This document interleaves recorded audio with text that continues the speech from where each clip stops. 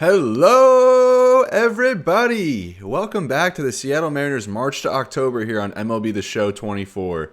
We're starting off here, tie game, bottom of the 7th, with Cal Raleigh up to bat, Bryce Elder on the mound for the Braves. Runner on first for this 0-0 pitch. And Raleigh first pitch swinging, sends that one foul. Slider right over the middle of the plate, a little early on that one. In the last episode, we started off pretty well, but then kind of skidded out towards the end of the episode, and we are below 500 now. It was a nice swing there by Raleigh, sent out to center field, and an easy catch there for the first out of the inning. So we started off pretty well last episode, and then kind of hit the downward spiral as we enter this game 2 games under 500. The Braves holding the best record in the league right now at 20-8. So now Ty France up to bat for the Mariners as we look to jump ahead here. First pitch off the plate on an inside slider. Now the 1-0 count to Ty France. Swing and a miss on that slider. Bryce Elder so far relying heavily on the slider here in the bottom of the 7th. Now the 2-1 to France after a slider or a changeup missed away. And that slider called a ball. And now a 3-1 count here for Ty France, looking to add another runner on base. And that sinker misses away as Ty France draws the walk. Now runners on first and second with only one away here. And Luis Urias, our number 9 hitter, up to bat. As Atlanta, they're going to go to the bullpen. And that's going to bring in the lefty, Tyler Matzik.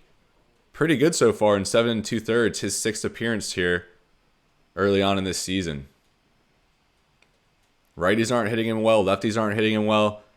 And a pretty good strikeout rate there as well for Tyler Matzik. Now that brings up Urias, who is 1 for 2 with a triple and 2 RBIs in this one. Still looking to get going here with a very poor average. He'll face the lefty. First pitch swinging as he misses that fastball and then checks out his bat just to make sure everything's in order. Despite his average, he is hitting .471 with runners in scoring position. As he grounds that one softly to first. Matt Olson to short. Back to first, and that's a double play. Luis Urias just not getting it done for us, although he does have 2 of our 3 RBIs in this game. Good relief appearance out of the pen as Matzik's called upon and induces a 3-6-3 double play as we'll head to the 8th inning, tied at 3. Jarred Kelenic, the former Mariners top prospect now with Atlanta, will lead us off here. Bryce Miller still out on the mound at 85 pitches. That first pitch fastball way high, bring up a 1-0 count. Our bullpen is super fatigued, and on top of that, it's already pretty bad. It's definitely the weak part of this team, so we're going to ride Miller. Elder's pitching for Atlanta. We're going to ride Bryce Miller here as long as we can. 1-2 pitch, nice changeup. Pulled the string, now 1-2 to Jarred Kelenic. A nice slurve just on the corner of the plate as Kelenic was out in front on that one. Bryce Miller 6th strikeout as now he records an out here in the 8th inning. And that just dropped well. Nice movement. Just found the zone, but you get the swinging strike anyway. So now Michael Harris the second will pinch hit here. A very good start to the season. .327 batting average, over 900 OPS. First pitch here to Michael Harris. And that fastball fouled off. That could have been bad. That was kind of left right over the heart of the plate there. Now the 0-1 to Harris. Nice changeup by Miller. His off-speed stuff's looking pretty good. I mean, granted, it's 90 pitches in, so. And another slurve there, fielded by Ty France at first base as he records the out. Number 23 records the out on number 23. You just love when things work out that way. And that'll bring up the leadoff man, Ozzie Albies, here in the top of the 8th. Bryce Miller looking to record another inning of work. First pitch fastball finds the outer part of the plate. So now the 0-1. Another fastball. That looked like it was high off the plate, but Bryce Miller gets the call. Now 0-2 to Ozzie Albies. And just gets contact on that changeup, although it probably would have been a ball. So now another 0-2. Bryce Miller at 95 pitches. And Albies checks his swing on that slurve. That slurve looking pretty good so far, along with the changeup for Bryce Miller. Goes back to the changeup, and that's fouled off again by Albies. So now a 1-2.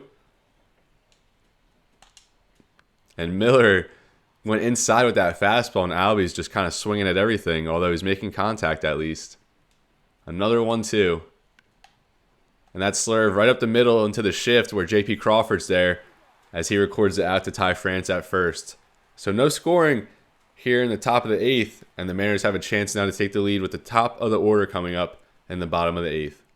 Michael Harris will remain in center field after pinch hitting in that previous inning. Josh Rojas 0 for 2 with a walk in this one, still batting over 300 in this early season. Tyler Matzek still out there after inducing a double play. First pitch swinging there from Rojas, and that was ugly.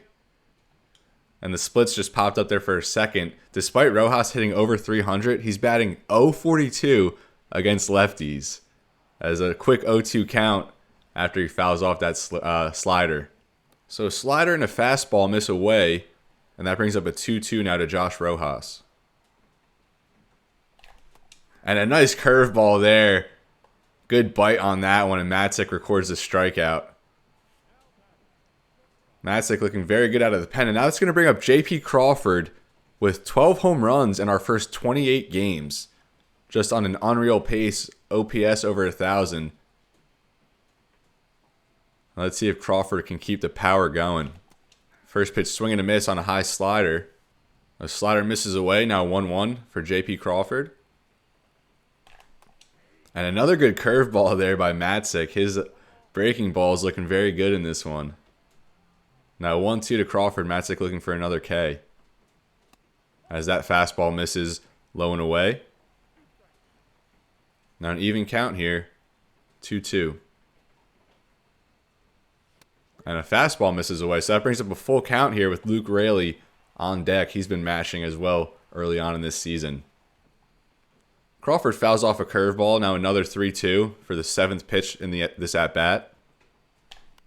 And Crawford will send that out to left center as the outfielder collects it and records the out. That was Jared Kelenic playing in his old outfield here in Seattle. Now Luke Raley will step up to the plate. 0 for 3 in this one, batting over 300 with some good numbers on the season so far. Our lineup's been doing really well, but it's just our pitching, particularly our bullpen, that has to step up as Raley looks at a first pitch strike, a nice slider that bit inside. Now the 0-1. And that slider kind of in the same spot, I guess a little too inside, and Raley gets the ball on that one. 1-1, a fastball off the plate. Brings up a nice hitter's count here for Luke Raley. And Raley swings on that one as he sends it out to right field. As Atlanta gets out of the inning, Acuna Jr. there records the out. As we'll head to the top of the 9th, still tied here with Arcia, Acuna, and Matt Olson set to bat. So now we'll turn to the bullpen. We'll go to Matt Brash. He's been very, very good as our setup man, although kind of forced into action here. Most of our relievers just don't have any stamina right now, so he's one of probably our most well-rested reliever, and we'll turn to him here in a tie ball game. Orlando Arcia on to lead it off for the Braves. And that first pitch slider right over the middle as Arcia will line that out to center field for a nice base hit to lead off the inning here. So now arguably the best player in baseball, Ronald Acuna Jr. takes to the batter's box. First pitch sinker way up in the zone as Acuna just looks that one in. Now the 0-1 with Arcia on first. That sinker off the plate. And look at his splits, batting .391 against lefties so far. About 20 games into the season, 30 games into the season. He grounds that to Rojas at second. They turn one at second. Crawford back to first, and Acuna Jr. beats that one out. You got to hustle on those ground balls, especially when there's a runner on first and you're trying to beat out that double play. And now the Braves will have good speed on first with only one away And Matt Olson up to bat. One of the best power hitters there in the NL East. So do you think they send Acuna here on the first pitch? Luckily they don't, as Olson watches that cutter in for a strike. And that's off Brash's foot. He fields it. Will he get the out at first? And he does not, as Olson beats that out. A tough break there for Matt Brash. And Cal Raleigh will go out there to check on him. As well as our manager, Scott Survey. It looks like Brash is going to stick it out here and try to record these final 2 outs. Now Austin Riley up to plate. A 1-0 to Austin Riley after a sinker missed. That sinker finds the zone, although his sinkers are finding the high part of the zone in this game so far. Maybe we got to stay away from that. And that slider finds the outside corner there. Now a 1-2 count to Austin Riley. A slurve misses inside, so now 2-2. And that sinker just off the plate. And that's going to bring up a full count now with Marcell Ozuna on deck. So a full count here. And maybe if you're Atlanta, you send the runners. And they do not, as Riley looks at that ball 4. And that's going to load the bases now with only 1 away here in the top of the 9th. Marcell Ozuna 0 for 3 with a strikeout in this one. All right, so you need a double play here if you're Matt Brash. First pitch, sinker finds his own, strike 1. Now 1-1 after a cutter misses inside. And that sinker also finds his own. So now 1-2 here to Ozuna. I wish Brash had a changeup. I love throwing a low 2-strike changeup. We'll settle for the sinker as that one misses too low. Now a 2-2 count.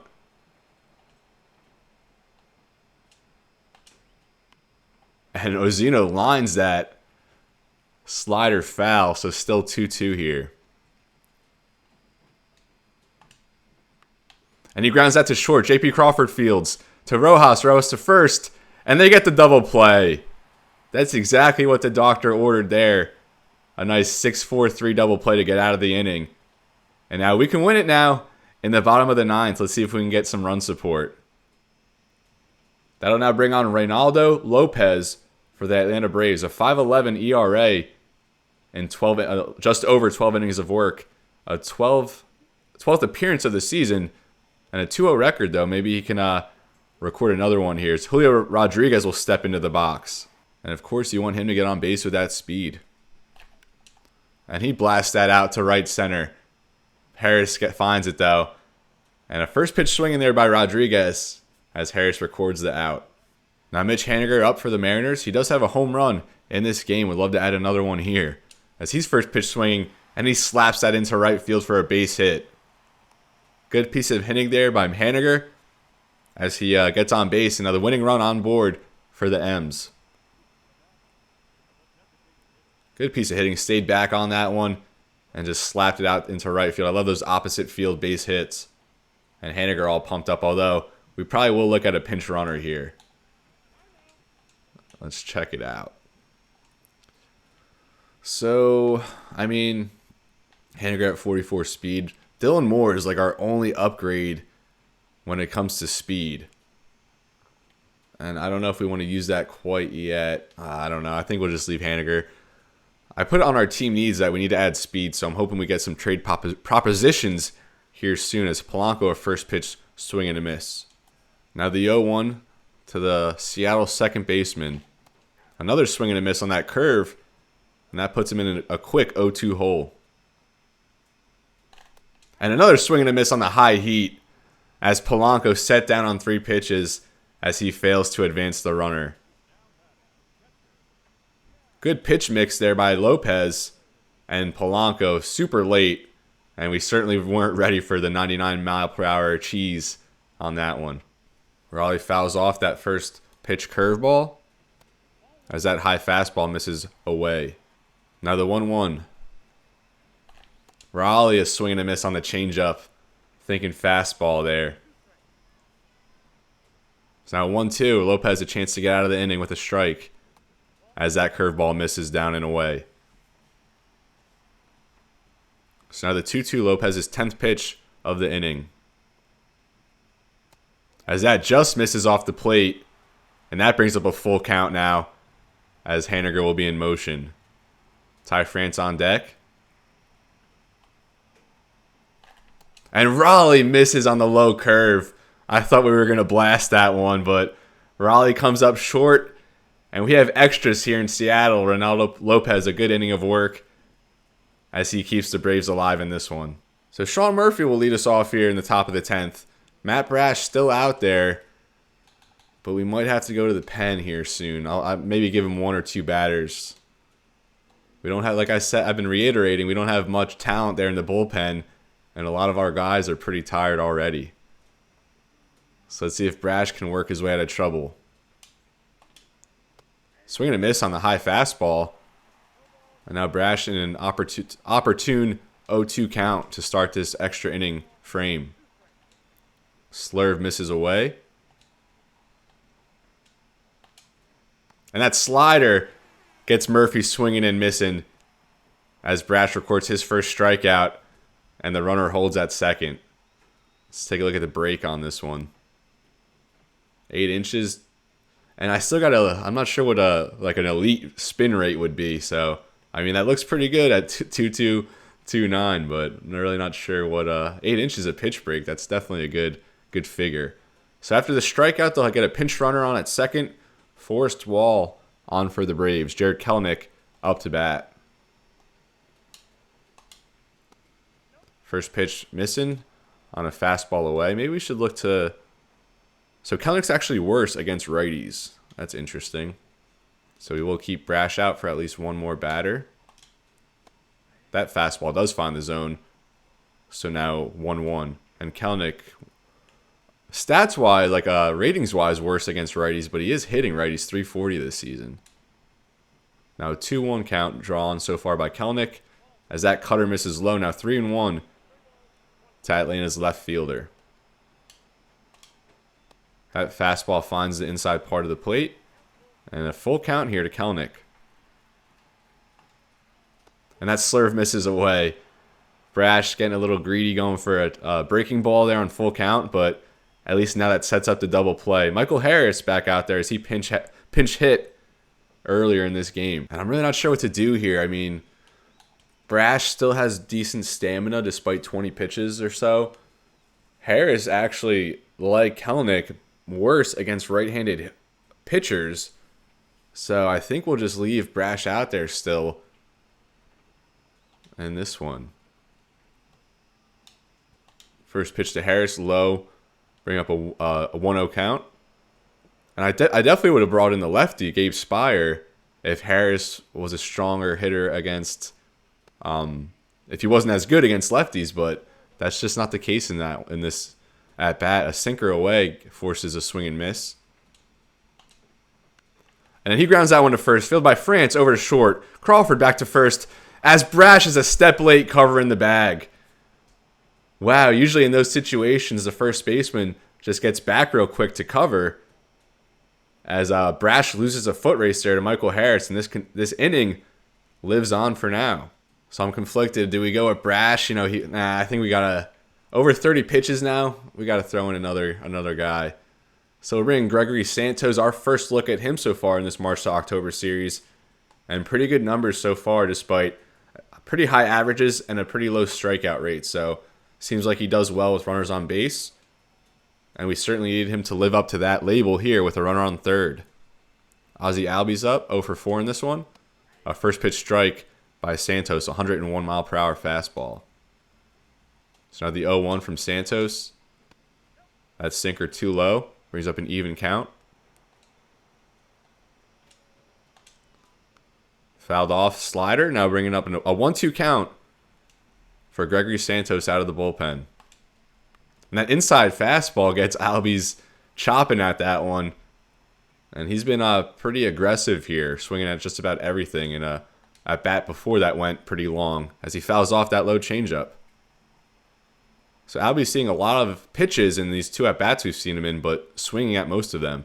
As that fastball just off the plate, and that'll even it up here at 2-2. Another high fastball, now a full count to Ozzie Albies. And Santos gets the strikeout. Albies swinging at another pitch out of the zone.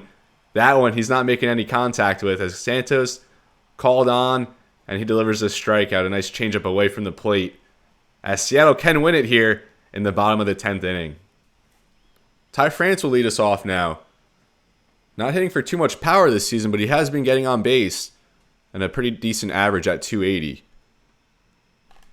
He's first pitch swinging. He sends that to left field. That's going back to the track. Kelenic with it. And that's out of here. A Ty France home run. Walks it off as the Braves look on in disbelief. I just said France's power hasn't really been doing much. And he shut me up with that one. I didn't think that was going, though. That barely got out of here as he's greeted by a mob at home plate. And the Seattle Mariners upset the Atlanta Braves, who actually lead the league right now at 20-8. I think that was a high fastball. And yeah, he got good wood on it. I don't think the exit velo was all that much, but that doesn't matter. It left the ballpark, and a walk-off home run as the Mariners take this one. I think our first walk-off win of this series. Mariners start this series winning the first game against Atlanta, and hopefully that gives us some momentum. As we do get 3 flames on this one, we get the bonus for a walk-off win, and we certainly needed that. Santos gets the win, just a third of work. That nice strikeout against Albies, and then Ty France comes on for the home run to win it. You love to see that. And our snowflake again will go back to a flame. And let's see how we fare in this series. We win the opener, of course, there, then lose. But then we do win the rubber match. We win an opening game against Houston. So right now we've won 2 out of 3 against Houston. And we won 2 out of 3 against Atlanta. So a pretty good start to the series so far. Or the episode, rather, as I got to do some scouting real quick, which I'm going to do offline. So following scouting, we actually do get a few trade offers here, which I have been waiting for. So our first one here comes from Tampa Bay. And they want to give us Colin Poche, a left-handed arm, which we desperately need for, who's that? Michael Arroyo. He's currently in single A, C potential, so he's not a crazy prospect or anything. Out of Columbia, represent. That's where my father actually hails from. A little sidebar there, but I mean, that's a trade we might, why not? I mean, I don't know if we're ever going to get to Michael Arroyo here even in this series. We need a left-handed arm, so it's definitely worth considering. Let's go over to this one now. Joey Meneses. I was going to say he's a young player here, but I mean, 31, not young, just kind of new to the league. He had a good rookie year there in probably about a half season or so with Washington. And then a decent all-around performance last year as well in a full season of work. I'm not really sure why they would want to trade him. They do want Sam Haggerty. And I don't know why we don't call Haggerty up. He actually brings speed, good defense, hits lefties well, and just an all-around utility man. So I don't really want to give up Haggerty. I'd rather call him up. And I don't know why Washington would get rid of Joey Meneses anyway. I know they're not really competing, but... And now Christopher Sanchez, a left-handed starting pitcher for Philly, off to a good start at 4-1. But they want 2 B potential prospects, and we're not going to do that. So I think we might just take this offer from the Rays. Colin Poche, 2 1/3 so far in the season. A whip, not really good at 171, but it looks like he's not getting too much time there in Tampa Bay. Very good clutch rating. I don't know. Like, I feel like he's kind of a big part of their bullpen. Can we just leave it there? Like, can we decline these other ones and just leave this Tampa Bay one for next time out? I don't know. I guess we're just gonna accept it. Usually in like franchise, I would do a lot more diligent work and like see if it makes sense for both sides. But here in March to October, we're not gonna pay too much like on scouting, so I just kind of skipped over. Once I start my franchise series here in the next week, today, I don't know when this video will actually go up, but today as I do this video, it's actually opening day. So my franchise will certainly be up maybe by the weekend, but definitely by the early part of next week. So here we are. And I guess we don't really need to adjust anything. I guess the game puts Poche. Is it Poche or Poche? I guess they automatically put him in. So we swept Houston, won the first game against Minnesota of a 4-game set. And now it looks like they're going to jump us into this one. So we started this episode, I think, 13-15, and now we've won 6 out of 7, 3 games out of Houston in the West. So I'll certainly take that. And now we're down 3 in the top of the 8th here, set to take on Minnesota on the road with runners on the corners and 2 away.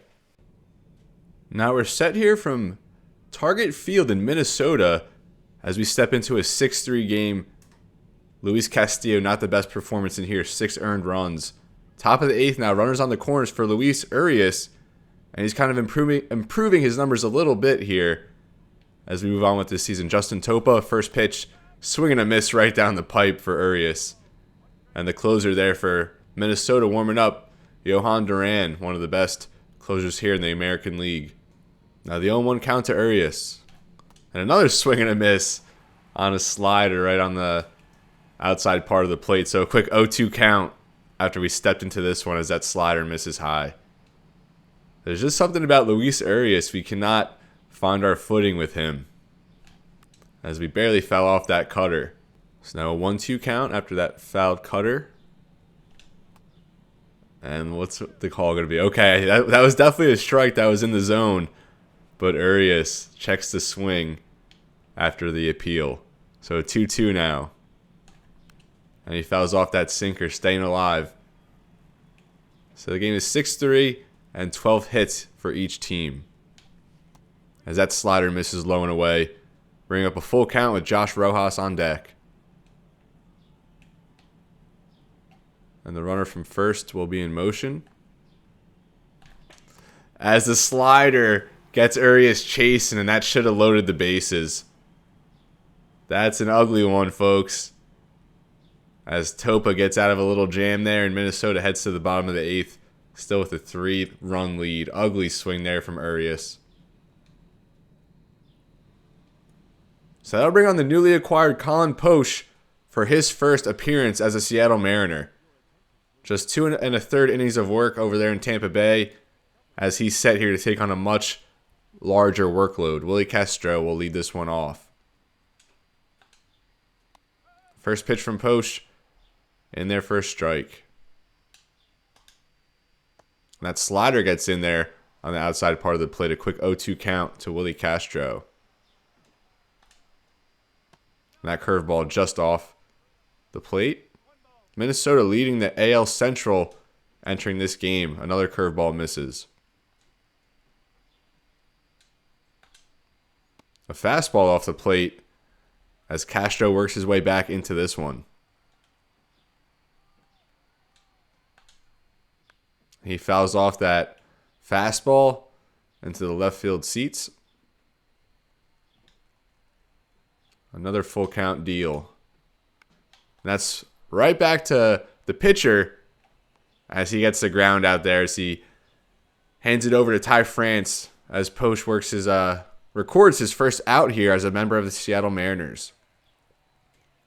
And now Edouard Julien just mashing so far this season. Over 300 batting average, over 1,000 OPS.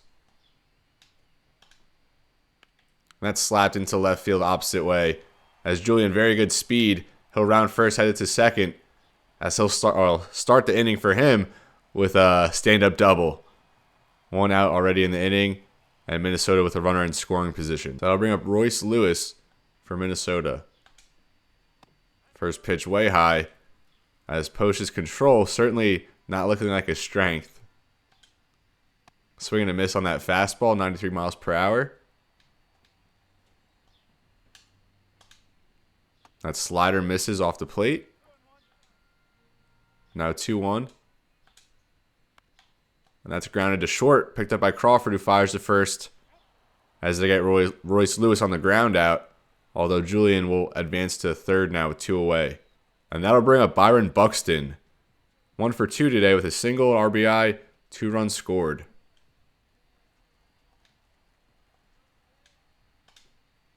First pitch swinging on a low slider. As that'll bring the count to 0-1. Now a fastball right over the heart of the plate fouled off. And a quick 0-2 here to Buxton. And he's chasing that curveball in the dirt. And that's going to do it here in the bottom of the 8th. Buxton and the Twins strain a runner on third. in Colin Poche's first inning of work here as a Seattle Mariner. Down 3 heading to the top of the 9th. We will have the top of our order, and hopefully we can make something happen. And here comes Jhoan Duran for Minnesota. Like I said earlier, one of the best closers here in the American League. And he's going to try and slam the door here on the Seattle Mariners and put their 5-game win streak to an end. Not a good start so far, only 6 for 9 in save opportunities. And Josh Rojas, he was batting well over 300. Now his average has dipped below that mark. He's kind of coming back down to earth here. Swinging at that first pitch, 2 miles per hour fastball. I don't know how you catch up to that one. Now the 0-1. And that misses inside. Duran obviously going to lean heavily on his fastball here. The 1-1. Rojas fouls that one off very late. And Rojas will slap that into right center. Into the gap off the wall. He'll round first, heading to second. And a leadoff double here by Josh Rojas. And a good at-bat there. Those first couple fastballs, just, you're not going to catch up to him. Looked at a couple and then gets good wood on that and blasted into the gap off the wall. So leadoff double for Josh Rojas. Now bring up J.P. Crawford. Crawford, he's not catching up to the fastball. Although that one only 99 miles per hour. Crawford 1 for 3 with a double and an RBI in this game. So a fastball misses way up. And that makes it 1-1 here for J.P. Crawford. And that fastball called a ball. Although it looked like it was certainly in the zone. And Duran, he'll take it, but he's not happy about it. So now a hitter's count for J.P. Crawford. As he fouls off that curveball. Now to even it up here. Still no outs in the top of the 9th. Runner on second. And that fastball misses off the plate, bringing up a full count to the Seattle shortstop. Luke Raley on deck. The full count to Crawford. As that misses inside, and J.P. Crawford draws a walk. Good at bat there by the Seattle shortstop. The top of the order, still doing a good job getting on base, is Luke Raley. 3 for 4 in this one. A couple ribbies and a double. The game-tying run now at the plate for the Mariners. As that first pitch misses off. Another 102-mile-per-hour fastball by Duran. So Raley fouls off a fastball. 1-1 now. Swing and a miss on that splitter. And I think that might have been the first non-fastball Duran has thrown in this inning. A curveball misses away to Luke Raley, and that evens it up at 2-2 now. As he chops that splitter foul. So 2-2 again.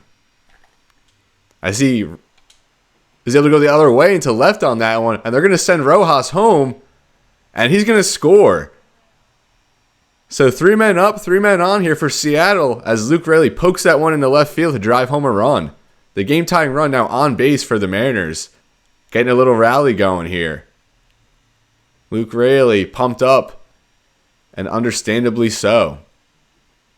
And now that brings up Dylan Moore. I guess in this one for Julio Rodriguez. It's funny when they give someone an off day, they don't bother even fixing the lineup. So we're definitely going to pinch hit with Julio Rodriguez here. Why would we not? Thought you were getting the day off, but you're back in there. And obviously you see there the numbers not too good for whom some consider to be an MVP candidate entering this year. Runners on first and second now for Julio Rodriguez.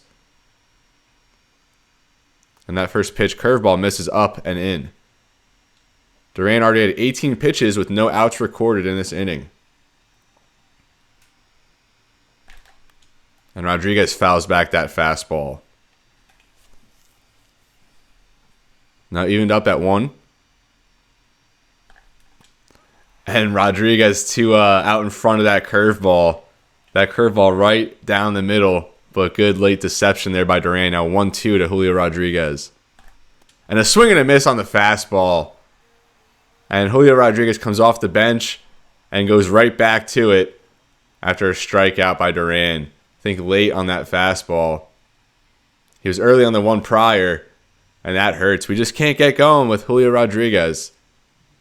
I think we've been somewhat successful with just about everyone in the lineup except maybe Luis Urias and Julio Rodriguez, most notably.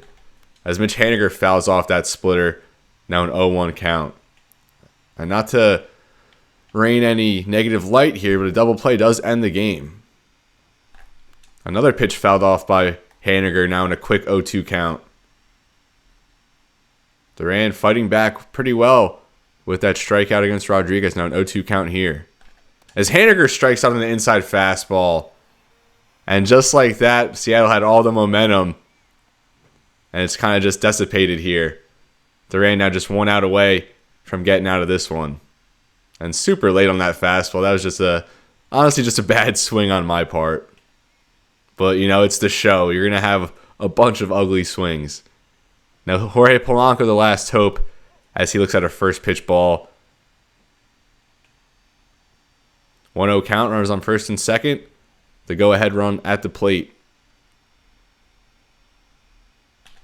And Polanco swinging away at an ugly splitter.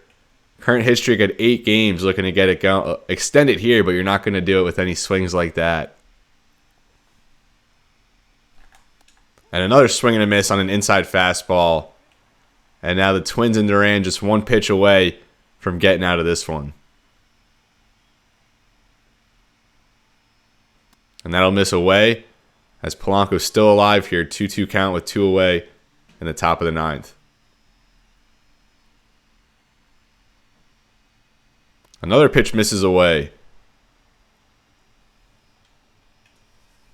So 2 fastballs miss away, and that'll bring up a full count here. And a swing and a miss by Polanco. Duran's stuff is just too nasty, and he's able to force a lot of ugly swings.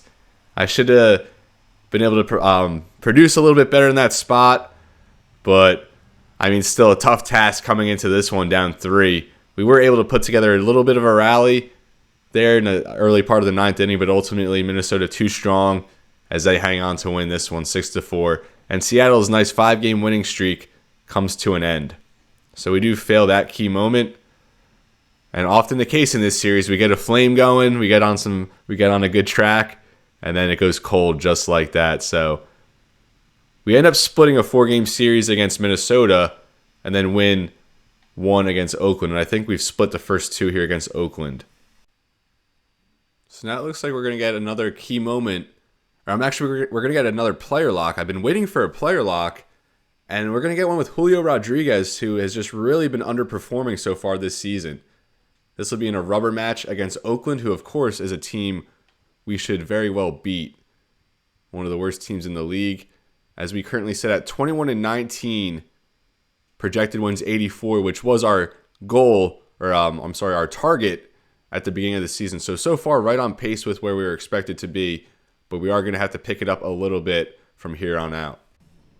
So here we are, set to take on the Oakland Athletics in the rubber match of a 3-game set. We're here at T-Mobile Park, and we're ready to get after it with Julio Rodriguez in this player lock game. Seattle comes in at 21-19 in third place right now in the West. And Julio Rodriguez not really playing up to his MVP potential, batting just .228 and OPS under 700, 8 home runs, 26 RBIs, and 145 at-bats. So a very slow start here from the Seattle Star as we look to kind of get it going with him in this episode of this player lock. So we'll start it off here in the bottom of the first. Rodriguez batting cleanup in this one. Now with a runner on first, 2 away against Alex Wood. All right, so first pitch strike as Rodriguez swings and a miss on that one as well. Now 0-2 count early on in this one.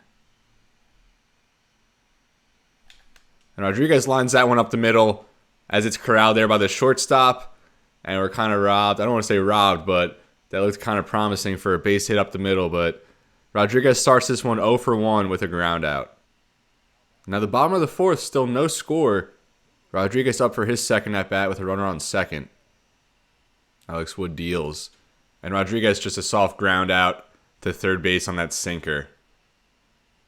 So Rodriguez a quick 0 for 2 start in this one. Maybe we should be a little more selective. So now Rodriguez up for the third time here. Now the bottom of the 6th, still a scoreless game with a runner on first. All right, now 0-2 to Rodriguez, swings and misses at a changeup. And that pitch, that changeup away, brings up a 1-2 count. We definitely got to sit back, as Alex Wood, definitely not a high-velocity pitcher. And that sinker misses high and away. Now 2-2 count to Rodriguez.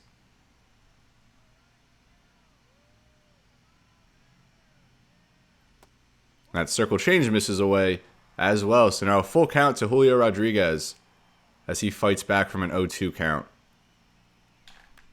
Fouls off a sinker as he stays alive here.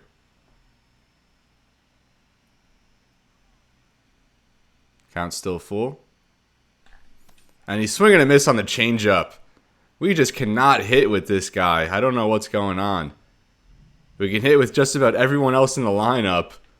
But when it comes to Julio Rodriguez, we can't get anything going as he now falls to 0-3 with that strikeout.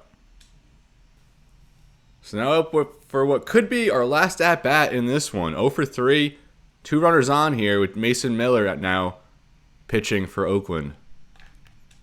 First pitch swinging again as Rodriguez lines that foul. Seattle up 3-1 now in the bottom of the 7th. 2 away here. As Rodriguez gives that a ride out to right field, but the right fielder right under that one to make the catch, as Rodriguez now 0-4 in what is a super ugly display. Now the top of the 8th, it looks like we'll get our first action in the field for Rodriguez. Matt Brash on the bump.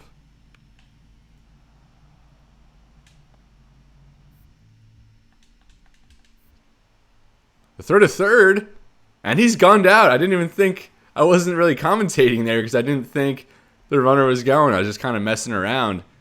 And Rodriguez with the defensive assist. I actually haven't gotten a chance to use the new throwing mechanic there. We just hit the buttons, but that's it. That's all this game entails as Mariners take this rubber match 3-2. No offensive production. 1 game, so we do get a small momentum boost, but just could not get anything going with Julio Rodriguez. 0-4 with a strikeout. And we really got to get it turned around for him. Maybe we'll move him up the lineup a little bit. We really could have used a player boost there, as he's kind of the heart and soul of this team. So a player boost there would have been huge to kind of propel our play. But nonetheless, we're still playing decent baseball here. We take that series. Then we do drop 2 out of 3 against KC. And now it looks like we'll get a key moment here against Baltimore. It says finish strong for morale boosting win, as we're down 2-1 in the top of the 8th with 2 men on. So we're going to end it here, folks. We're at 23-21, still projected for 84 wins, but we definitely want to get that up 5 wins or so to about the 90 mark, as I think that at that point, that's when we're kind of in the hunt for a playoff spot. But not too great. I mean, we did play well early on in the episode, but it just seems we're so inconsistent. We can't just keep it going for a good stretch. And that Julio Rodriguez game was pretty pitiful. And obviously we have to get it going for him. He has the snowflake here. He's cold, batting just .218 on the season.